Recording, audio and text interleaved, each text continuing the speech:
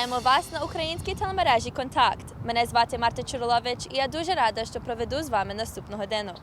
Український народ сьогодні вітає з інавгурацією президента України Петра Порошенка. Свято відбулося в суботу в Києві і по цілій Україні. Проєкт встановлення в Отаві пам'ятника в честь жертв комуністичного терору минулого століття швидко набирає ритму.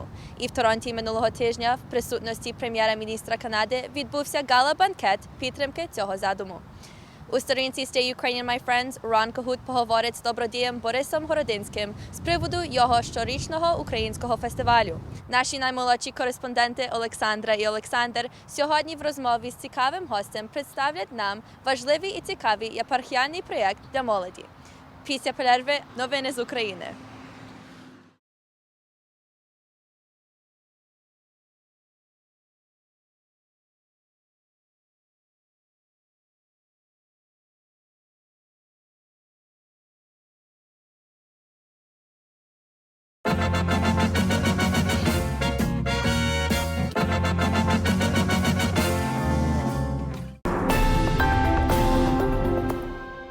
We have disbanded.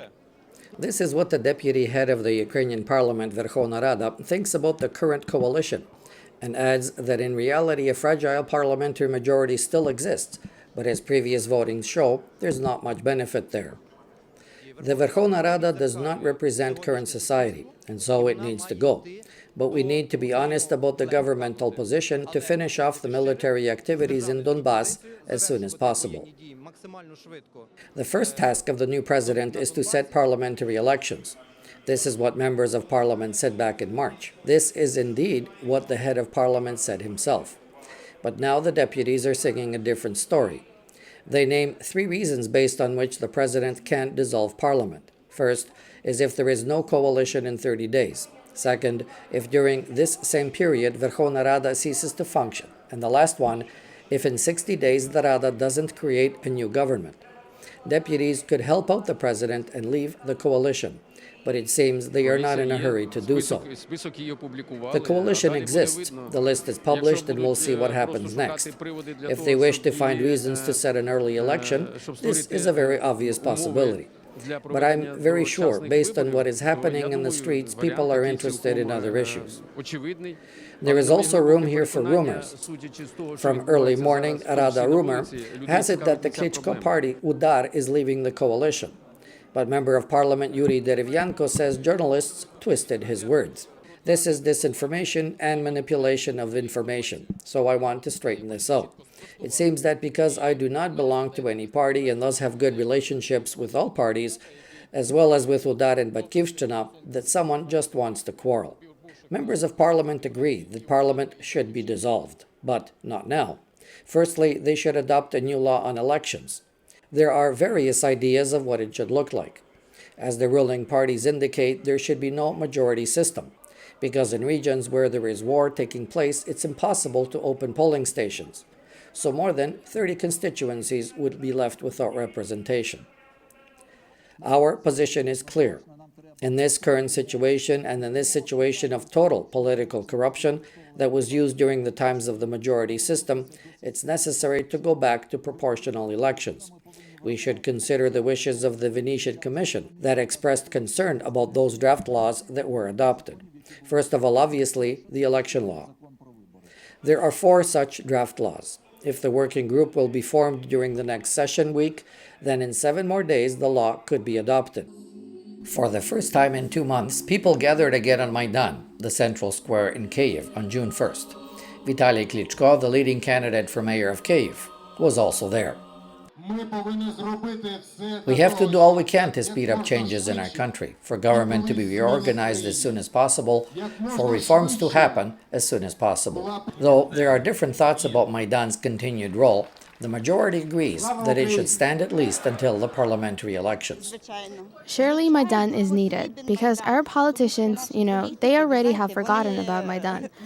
They only remember about it only when they need it, when they need people to support them. And now they forgot about Maidan.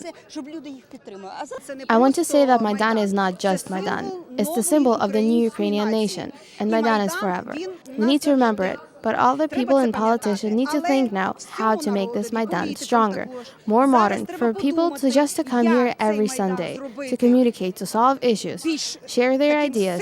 They can agree or disagree with politicians, for it is to be the people's place. Ukraine needs Maidan, especially today, when the full reorganization of the country hasn't taken place. Should it exist in the way it is now?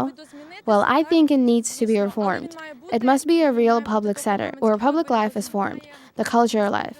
It should be changed a bit, but it must exist, and it must end till the parliamentary elections.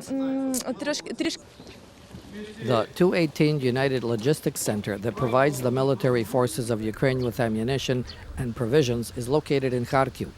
It provides food, clothing, fuel to 7 regions of Ukraine.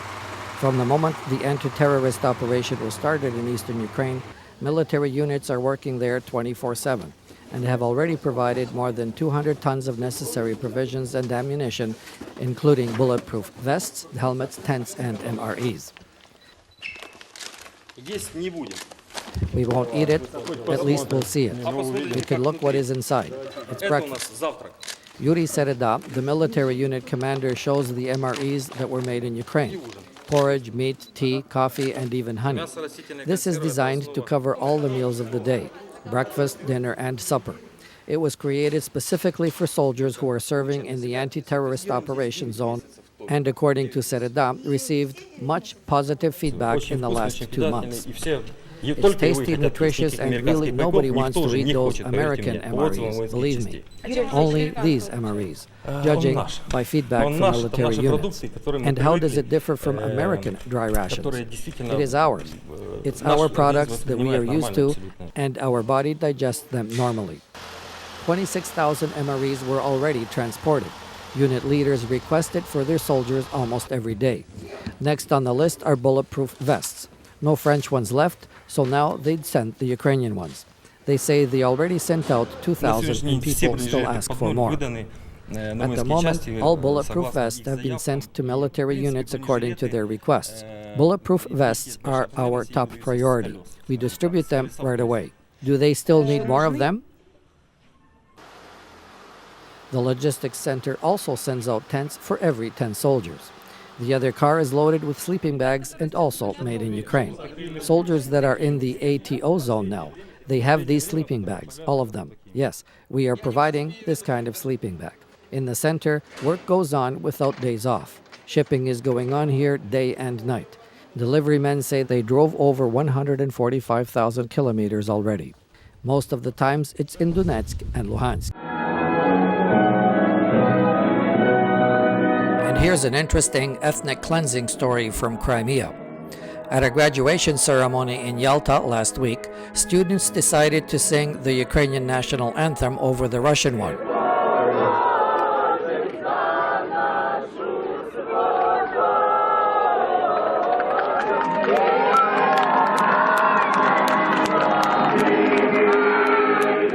The teacher was immediately dismissed and charged criminally under Russian law. And the students are now in trouble.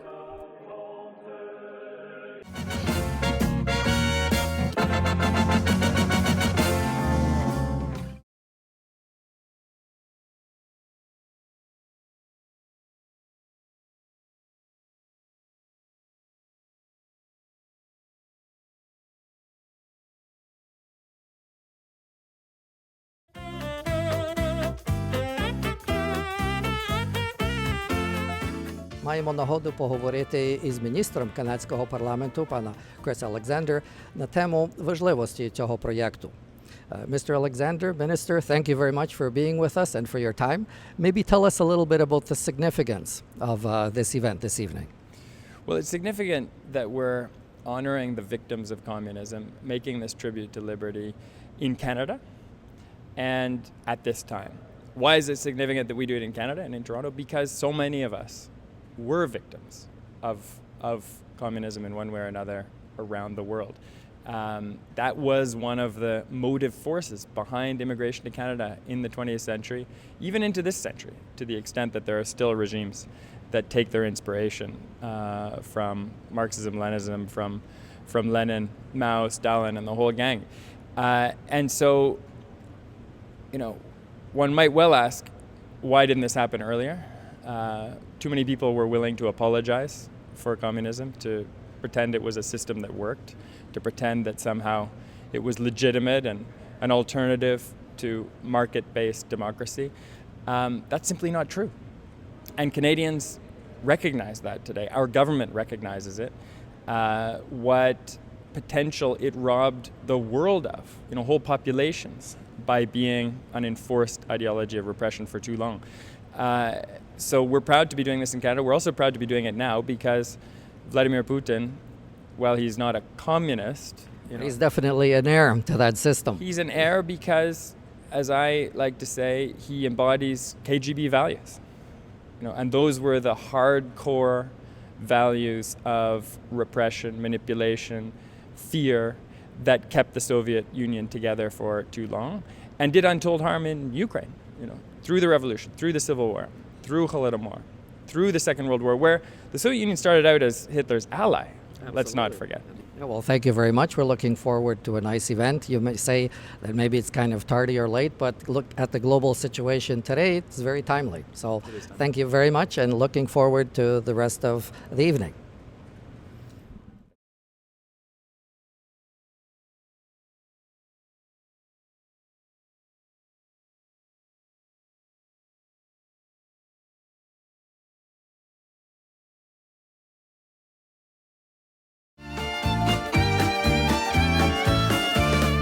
Дорогі глядачі, ми тут на гала-бенкеті в честь і на підтримку пам'ятника жертвам комунізму, на якому пізніше говоритиме прем'єр-міністр Канади пан Стівен Харпер.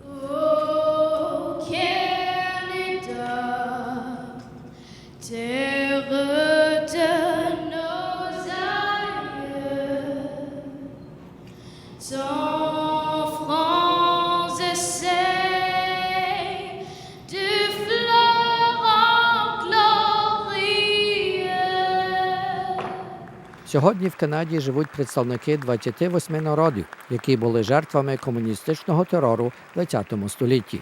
And that's why we're standing for freedom by the act of remembering through the construction of Canada's national monument of the victims of communism.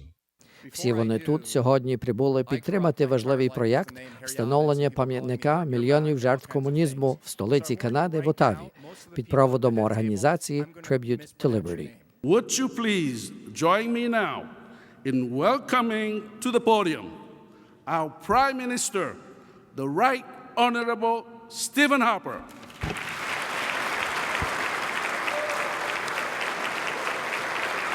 We know the reason why we're gathered together this evening, but let me briefly share with you the how. In 2008, Tribute to Liberty approached our government with an idea and a question. First, the idea: to help construct a monument in our nation's capital that would honor for all time the hundreds of millions of men, women, and children who have struggled and continue to struggle against the tyranny of communism. Those who lived and those who tragically did not. And second, would our government work with them in carrying out this vision? Now, you already know our answer.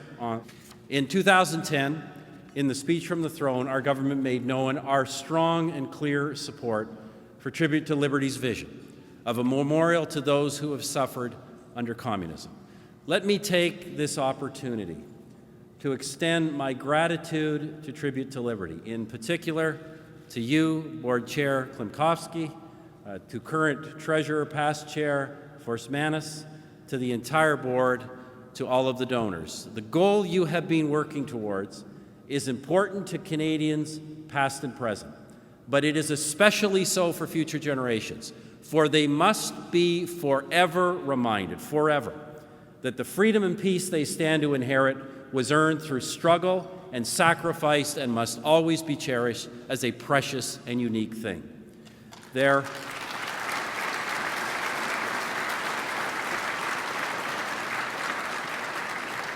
are others who also deserve, some of my colleagues I know who also deserve special thanks. Jason Kenney and the members of his team who have been invested in this project from the very beginning. John Baird, Shelley Glover, Senator Linda Frum, certainly Senator Yana Kim Martin, Senator No, And of course, my thanks to each and every one of you, because I know each and every one here has been a supporter. Thank you for your generous and ongoing support, and give all the organizers a very big hand for what they've done.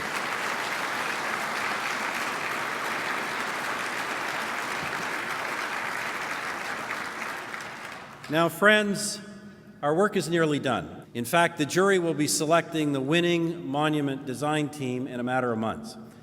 And so, as you carry out this noble task, know that you have the admiration and appreciation of Canadians. For you mark a chapter in human history that is truly harrowing. During the 20th century, communism's poisonous ideology and ruthless practice slowly bled into countries all around the world on almost every continent. The result was nothing short of catastrophic. More than 100 million souls were lost, an almost incomprehensible number. We must never forget that these are not numbers. They are not statistics. They were mothers and fathers, sons and daughters, friends and neighbors. Their futures, their potential, their hopes and dreams were stolen from them. Our hearts break for those who suffered, and we mourn for those who were crushed. In Canada, we feel this pain so acutely because nearly 1/4 of all Canadians were either held captive by communism's chains or are the sons and daughters of those who were. Indeed, throughout the 20th century, Canada became a haven for those fleeing communist governments, as Robert described to us, and a new home to those who wanted to live in freedom. And so over nearly 100 years they came. Your grandparents, mothers and fathers, uncles and aunts, brothers and sisters, you came from Russia, Estonia, Ukraine, Latvia, Lithuania, Hungary, Poland, Cambodia, the former Czechoslovakia, the former Yugoslavia, the former East Germany, I could go on, Vietnam, China, North Korea, Cuba, Albania, and others. And when these freedom seekers arrived, many having risked their lives to get here, instead of communism's oppression, they found Canadian safety. Instead of communism's restrictions, they found Canadian freedom. Instead of communism's grim determinism, they found Canadian opportunity. Instead of communism's fear, they found Canadian hope. Safety, freedom, opportunity, hope. That was Canada, and that is still our Canada today.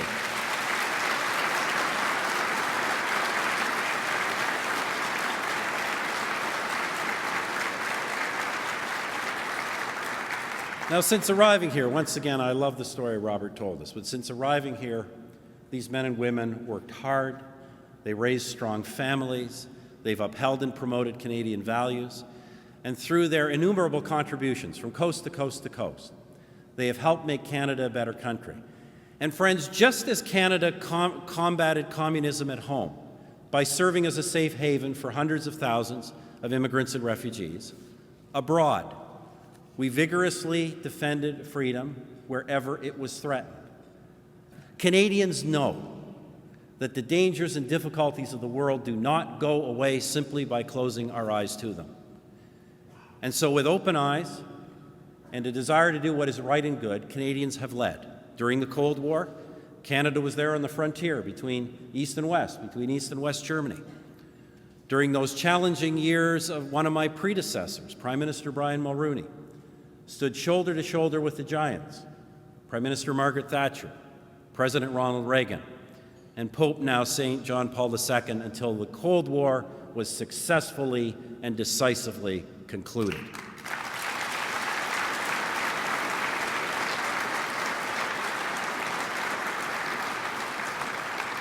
We threw our support and strength behind the people of the Baltic republics for 50 years, refusing to recognize their illegal annexation by the Soviet Union until they were finally liberated, as were the other captive nations of Eastern and Central Europe.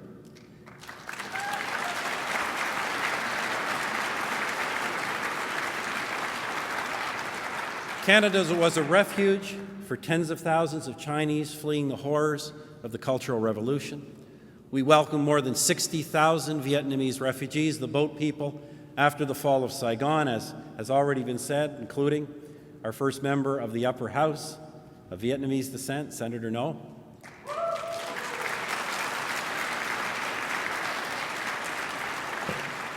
We spoke out in those days against anti-Semitism in the communist world, against the expulsion of Jewish citizens, and against the horrific mass deportation of Crimea Tatars, the 70th anniversary of which we mark with sorrow and with reminders, unfortunately, this very month.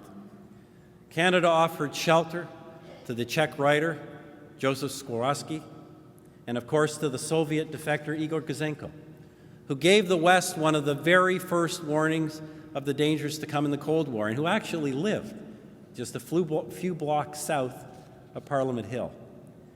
Canada was there in 1991 as the first Western country to recognize a newly independent Ukraine. And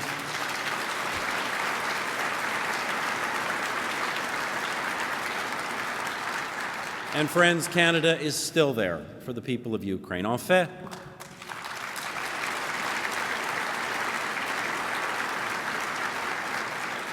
in fact, there is no Western country that has been closer and has had closer ties to Ukraine than Canada. And you must know that we are all fiercely proud of that.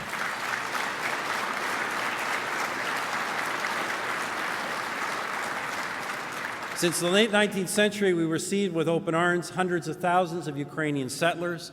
We called the Holodomor what it was, a mass genocide by starvation.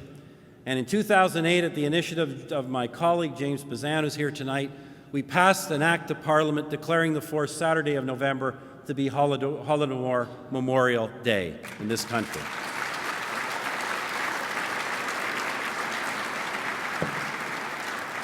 Now, ladies and gentlemen, I'm going to return to Ukraine in just a moment, because the current situation there has serious and far-reaching implications for peoples everywhere. But before I do, let me explain why it is that Canadians vigorously promote freedom, why so many Canadians have been willing to give their lives defending it. It's simple, really. La liberté pour tous est au cœur de ce que signifie être Canadien. Freedom for everyone is at the heart of what it means to be Canadian.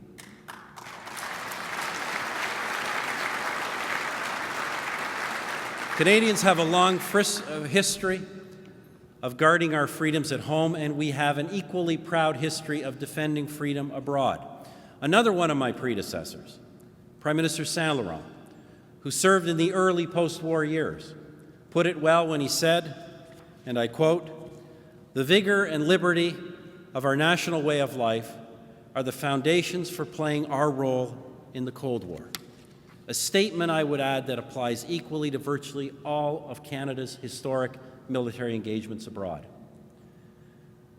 Now, I must pause here, however, with immense regret to note that Canada has not always lived up to these high aspirations.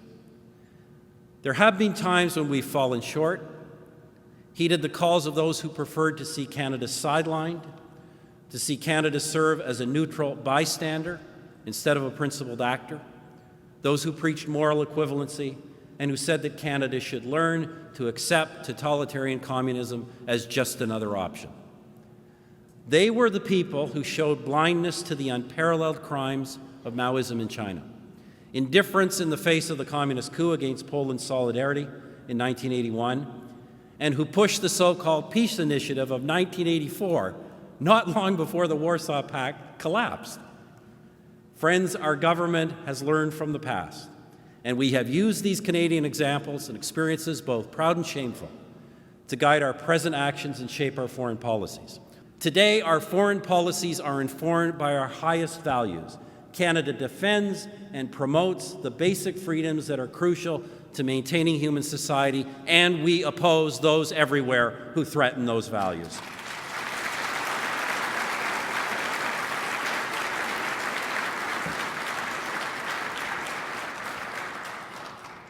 Under our government, Canada has cut support for terrorist-led governments. We've condemned human rights abuses. And ladies and gentlemen, Canada proudly resolutely, unequivocally stands with the people of Ukraine. Now,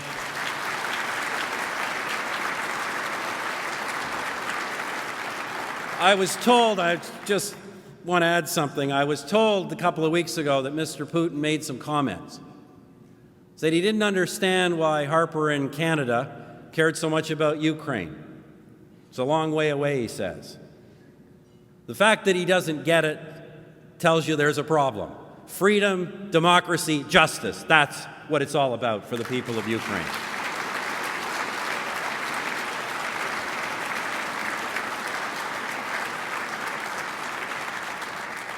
A couple of months ago, I traveled to Ukraine, as some of you know, the first G7 leader to do so. During my visit, I had the pleasure of meeting with Prime Minister Yatsenyuk and when we met, I shared with him, as I continue to share with my counterparts in the G7 and beyond, that what is happening today to the millions in Ukraine is both a wake-up call and a call to action.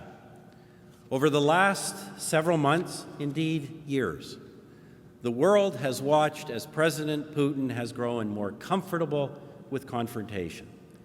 His boldness has increased since Russian troops first made an open grab for power in Crimea.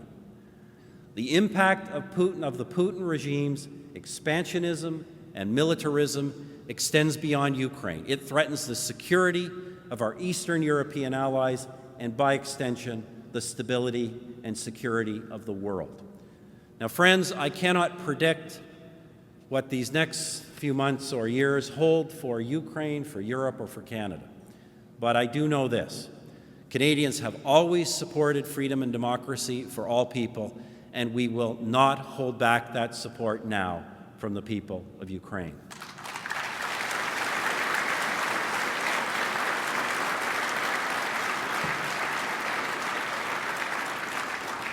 Canada will do what we have always tried to do, the right thing. Now let me just close with this.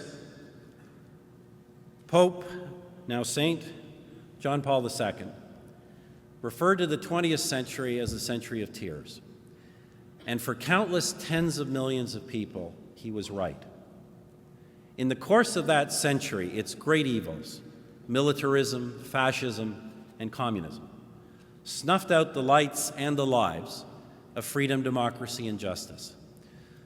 But just as stars shine more brightly as darkness claims the sky at night, so I believe Canada, the North Star, stood out as these shadows fell across the globe. Now, those of us who have lived long enough, and I'm getting in that category, those of us who have lived long enough will know that evil comes in many forms and seems to reinvent itself time and again. But whatever it calls itself, Nazism, Marxist-Leninism, today terrorism, they all have one thing in common: the destruction, the end of human liberty. My fear is this: as we move further into the 21st century, Canadians, especially new Canadians, new generations, will forget or will not be taught the lessons hard learned and the victories hard earned over the last 100 years. That they will fall even further in love with ease and convenience, and that they will not understand that their rights and their advantages, their peace and their security, were won by people willing to live and die for what is good and right. That they will not appreciate how precious and rare our way of life here in Canada today truly is, and that they will not recognize these grave threats when they reappear. What history has taught us is one clear thing: that the political ideologies that promise utopia lead to the opposite, hell on earth. That's why Canada needs this monument, and why we are so grateful to the work of Tribute to Liberty that reminds us of the names and the stories of those lost to one of the deadliest ideological plagues ever spread, to communism. This monument is part of marking our path as a nation, and thus helping to ensure that we do not lose our way. Thank you very much. Merci beaucoup.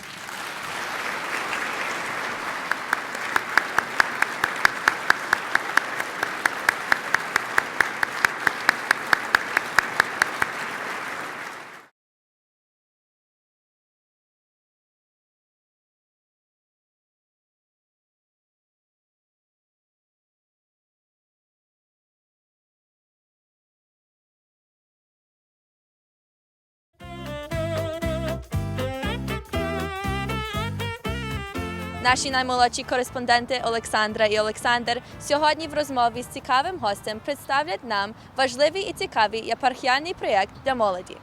Вітаємо вас на нашу частину «Молодь за молодь». Мене звати Олександра Holyk. А я Олександр Підзамецький. Сьогодні ми вітаємо отця Андрія Фіголя з парафії Святої Покрови у Гвелф. Він нам розкаже про свою надзвичайну подорож до Бразилії минулого літа з нагоди Всесвітнього дня молоді католицької церкви. Ціль, очевидно, є, як Олександр сказав, що це був з'їзд молоді цілого світу, католицької молоді особливо. І ми з нашої єпархії, з благословенням владики Стефана, зібрали молодих і полетіли разом з українськими католицькою молоддю Канади, з інакших єпархій нашої митрополії. І зібралися разом з молоддю з Америки, з Великої Британії, із Бразилії, із інакших частин різних єпархій нашої церкви. What did you see while you were in Brazil? We were in Brazil for a month, and we did a pilgrimage from central Brazil to South Brazil and then back up to Rio de Janeiro. So we made our way down to Iguaçu Falls. So we saw the falls that split Argentina and Brazil. And then we made our way to Prudentopolis, which is a village that has mainly Ukrainian descendants, and then from there we went to Rio de Janeiro for World Youth Day. We were in Prudentopolis, which again, as Larissa mentioned, is a town where Ukrainians arrived there in the late 1800s. At the same time when they were traveling to Canada, some would travel to Brazil, and the descendants, which some might not speak Ukrainian, but the interesting thing is that it's as though we walked into our Babcia and Dido's homes, and they welcomed us in the same fashion. How is life in Brazil different from life in Canada? Life in Brazil and Canada there's a lot of similarities as far as the Ukrainian spirit goes, but the difference is that, though many of our ancestors traveled here to Canada, again 100 years ago, and they lived in extreme poverty, but were able to be exposed to gaining wealth. Whereas in Brazil, our Ukrainian people are still living in the same poverty that they did when their grandparents arrived over 100 years ago. And that was a very humbling moment for us to encounter. It's sort of walking into a moment of our history that we only learn about, but to be present with them there it was humbling for us. Yet at the same time with that poverty, they also had a very, very profound faith, an expression of faith, where churches were the center of every small town. And in the predominant Ukrainian areas, though people did not speak in Ukrainian, they spoke in Brazilian Portuguese, everybody knew Отче наш and Богородице Діво in Ukrainian, whether they were Ukrainian, Portuguese, or from any other descendant. Які моменти під час вашої візити найбільше вам запам'яталися? Was during Mission Week, where we actually went to different stores and to different houses, and we prayed with the people. Everybody was so welcoming and took a moment from their day to pray with us.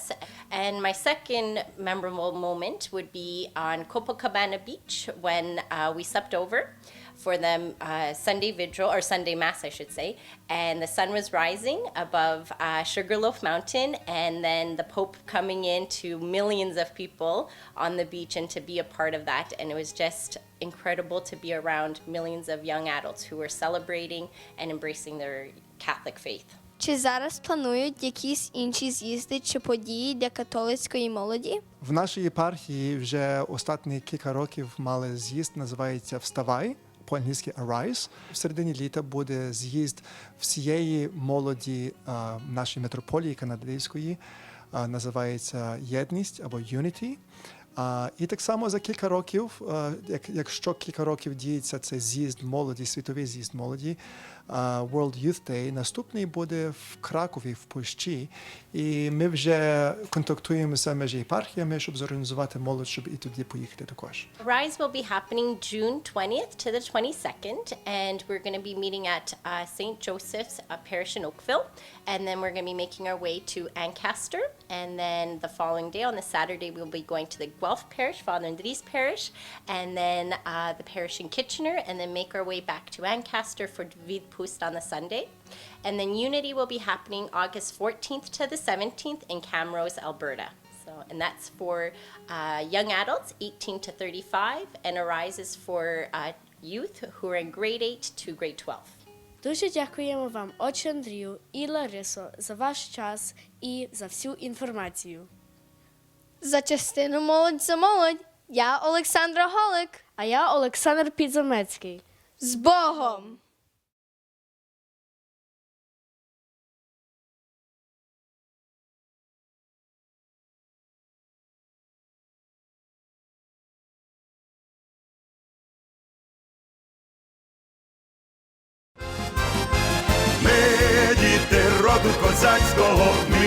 Sponsored by Ukrainian Credit Union. Believe it or not, it's Ron Kohut with Stay Ukrainian, my friends. We're Cossack children of history.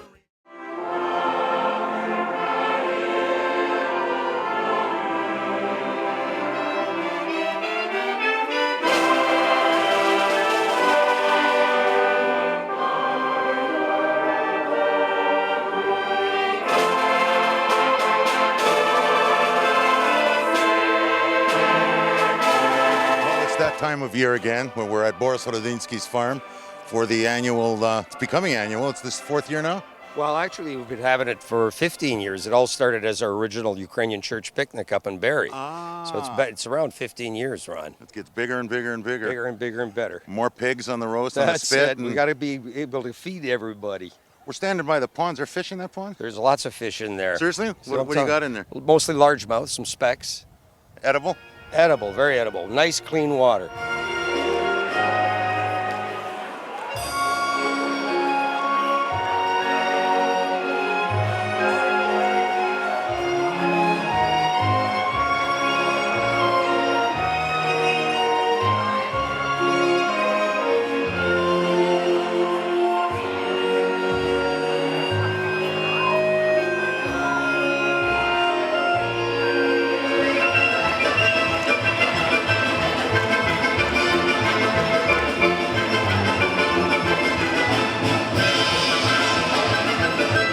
Business is good? Business is good. We finally got some nice weather here the past 2 or 3 weeks. Everything's starting to move finally. It was a little late. You were saying you've seeded now? Where everything's planted and everything's coming.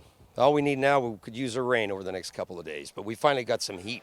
So what happens between now and when the crop is ready? Oh, that's got to be looked after. It's got to be sprayed and looked after. How many acres? Total this year we've planted about 400 acres of onions and another 400 acres of soya. Wow. But onions is the big crop. Must need a big hoe, huh? Oh, very well. No, not a big hoe. A lot of them. A lot of them, yeah, little ones. And a lot of hands on those hoes. Well, we are certainly grateful for you doing this every year, and we understand that this is your way of giving back to the Ukrainian community, and it's much appreciated. Perhaps by some more than others, but it certainly is appreciated by the Ukrainian community.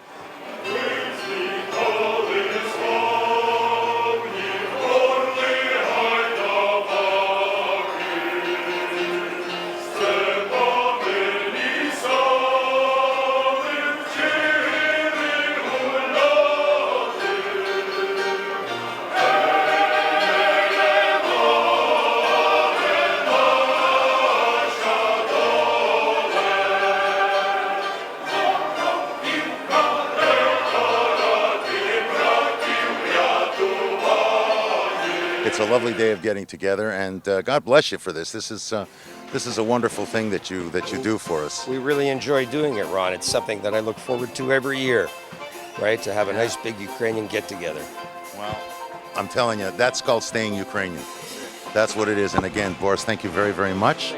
And we're going to get to do some playing, and there's a bit of a concert. And yeah, I looked back there when I got here early this morning, and there were 12 pigs on the spit. 12 pigs on the spit, and then we've got the burgers, the sausages, the hot dogs, the pierogi. We're going to have a good time. Good. We're going to have a good time.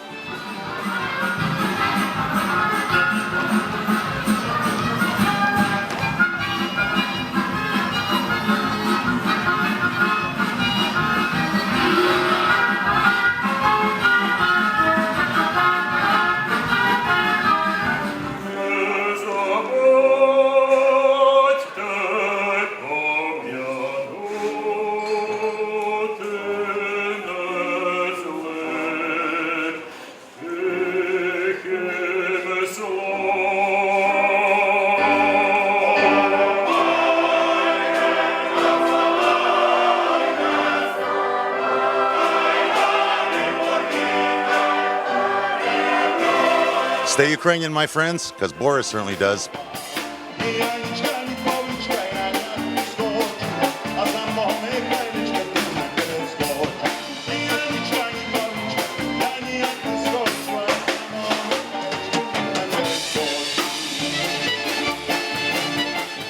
Щоб виграти квитки на концерт пікардійської терції, відвідайте сторінку Української кредитової спілки на Facebook і натисніть лайк.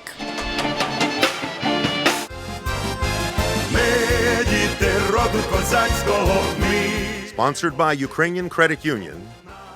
Believe it or not, it's Ron Kahut with Stay Ukrainian, my friends. We're Cossack children of history.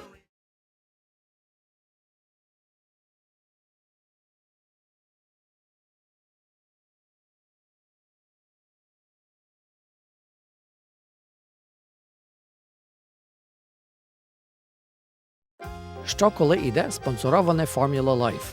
Клініка Ліліани Дудки розглядає проблеми шкіри. Ваше обличчя віддзеркалює ваше здоров'я. Україномовний тижневик «Хомен України» інформує українську діаспору понад 50 років. Газета Ukrainian Weekly – англійське слово про Україну. Новий шлях – кольоровий тижневик із двомовними матеріалами. Українські вісті – Canada's bi-weekly Ukrainian news. Subscribe today. Call 780-488-3693 for 3 free trial issues. Ділимося сумною новиною, що 13 травня відійшла у вічність автор-діячка української громади в Канаді Анастасія Шкільник. Покійна була автором книжки «A Poison Stronger Than Love», фундатором нагороди «Світло справедливості» і стипендії морального провідництва в Україні. Похорон відбувся в суботу, 7 червня у Ванкувер-Айленд. Вічна її пам'ять.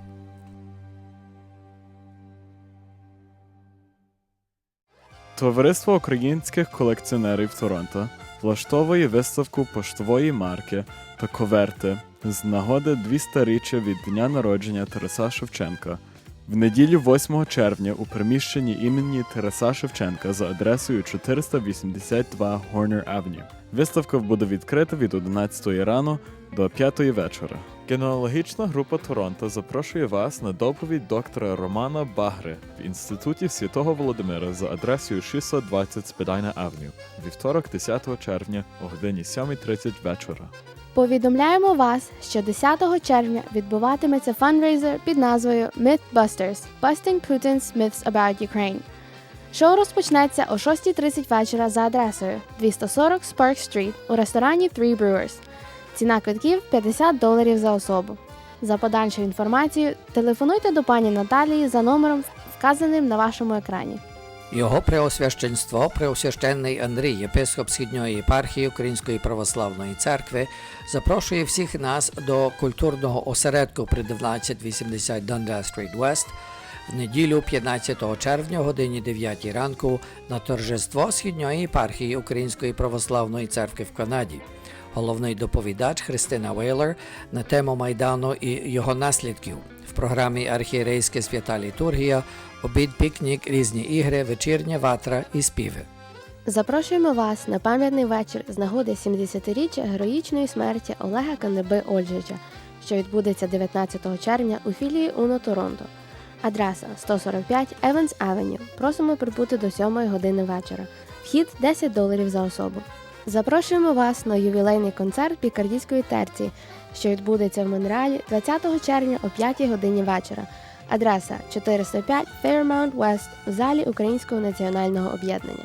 Концерт продовжиться 22 червня в Annapolis Community Center в Миссисазі за адресою 2185 Stavebank Road. За квитками дзвоніть за номер 416-236-9357. Єпархіальний з'їзд молоді «Вставай» буде відбуватися з 20 до 22 червня. З'їзд відкритий для дітей з 8 до 12 класи. За дальшу інформацію просимо вислати імейл до arise.ucet@yahoo.ca. Наукове товариство імені Шевченка в Канаді запрошує вас на вечір в пошану відомої української письменниці літератури для дітей і молоді Лесі Храпливої-Щур. В програмі виступ магістр Ірини Микитюк «Життя Лесі Храпливої-Щур у світлинах» і доповідь Тані Онищук «Творчість Лесі Храпливої-Щур як дороговказ для української дитини». Це відбудеться в п'ятницю 20 червня, годині 7:30 вечором в галереї Канадсько-Української мистецької фундації. Православна церква Святого Володимира запрошує вас на турнір гольфу, який відбувається в суботу 21 червня у Cherokee Martin Golf Course в Гамільтоні. Кошт турніра $130. За дальшу інформацію прошу задзвонити на один з номерів на вашому екрані.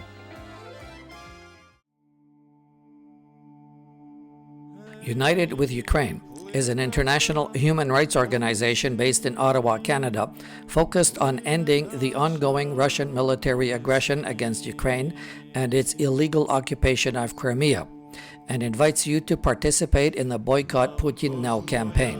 FIFA's voting of the 2018 Russia and 2022 Qatar World Cup hosting rights took place under the same process and only involved FIFA's 24-member executive committee.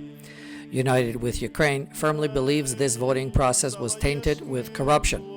United with Ukraine is calling upon FIFA sponsors as well as governments of all 209 FIFA member nations to revoke these hosting rights and initiate a new, transparent selection process that includes human rights considerations as part of its voter protocol. Please join the campaign and approach FIFA sponsors that are shown on your screen immediately.